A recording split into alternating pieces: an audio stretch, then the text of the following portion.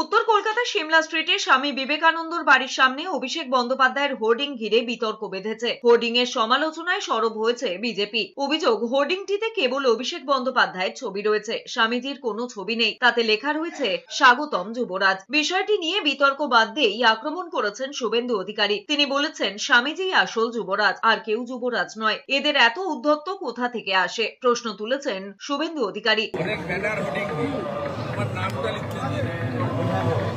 নামটা লিখতে দিন আর উল্টো দিকে স্বামীজি আসল যুবরাজ, অন্য কেউ যুবরাজ নয়।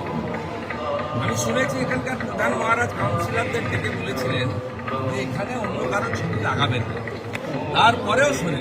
হোর্ডিং নিয়ে শশী পাজার পাল্টা দাবি, জনপ্রিয় নেতাকে তাঁর অনুগামীরা বিভিন্ন চোখে দেখেন। অভিষেক বন্দ্যোপাধ্যায়ের অনুগামীরা তাকে যুবরাজ হিসেবে দেখেন। এতে কাউকে অপমান করার ব্যাপার নেই। এটা প্রিয় নেতার প্রতি ভালোবাসা মানুষের। মানুষ এবং জনপ্রিয় যখন নেতৃত্ব থাকেন তাদেরকে বিভিন্ন চোখে তাদের ফলোয়ার্সরা দেখেন।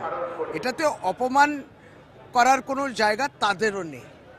এটা মানুষের ভালোবাসা, আশীর্বাদ, এবং তাই অভিষেক বন্দ্যোপাধ্যায়কে যুবরাজ হিসেবে দেখে।